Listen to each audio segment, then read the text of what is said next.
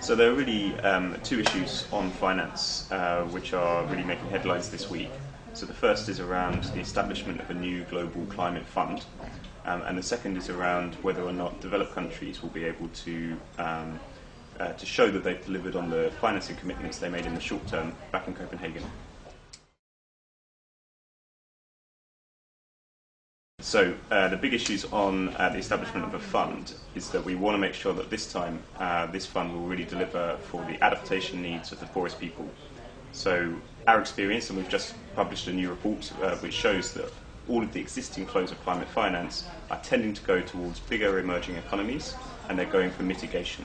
So we want to make sure that this new fund really delivers, has a guaranteed amount which goes to adaptation in the poorest countries. So that's a really important issue which Oxfam is campaigning on this week. On the Fast Start finance, this was the money which rich countries pledged in Copenhagen.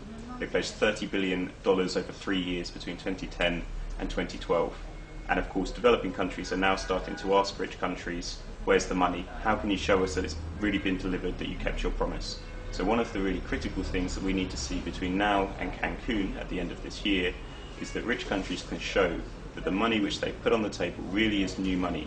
And the way they can do that is by demonstrating that it's new against a fair, common baseline.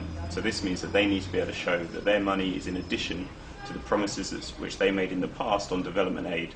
So it's in addition to money for schools and hospitals in poor countries. This is new money which wouldn't have flown otherwise to help developing countries both to develop in a low carbon way and to adapt to the challenges of climate change. This really has become a big fight in the negotiations this week, and we saw developing countries starting to ask developed countries in the negotiations, where's the money, how can you show us that it's really been delivered, and how can you show us that this is new money? So this is going to be a big fight over the weeks to come, whether or not rich countries are able to demonstrate that the money that they've put on the table really is new money, that they haven't just diverted resources which were already promised and relabeled them as climate finance.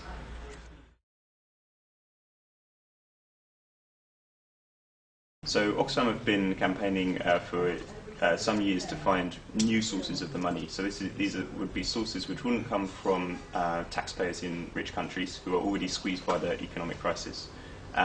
So they're things like a tax or an emissions trading scheme which would raise money from international transport, or a financial transactions tax, for example, which would tax the banks for all of the money that they make by trading different commodities. So on the first of those, there's been some big discussions this week about whether or not we can impose fair measures to cap emissions from international shipping, but do it in a way which would also raise finance. So this is a big discussion because this sector so far hasn't had any measures to control its emissions under the Kyoto Protocol. So there's a big push to find some measures which can control the rising emissions from international shipping. But for Oxfam, we're really clear. We want to do that in a way which can also raise finance. So by imposing, for example, a tax on international shipping, not only can we control the rise in the emissions, but we can also generate substantial new and additional finance which we can direct to poor countries to help them to adapt. And that's money which hasn't already been promised by rich countries, and it's money which wouldn't have to come from taxpayers in the north.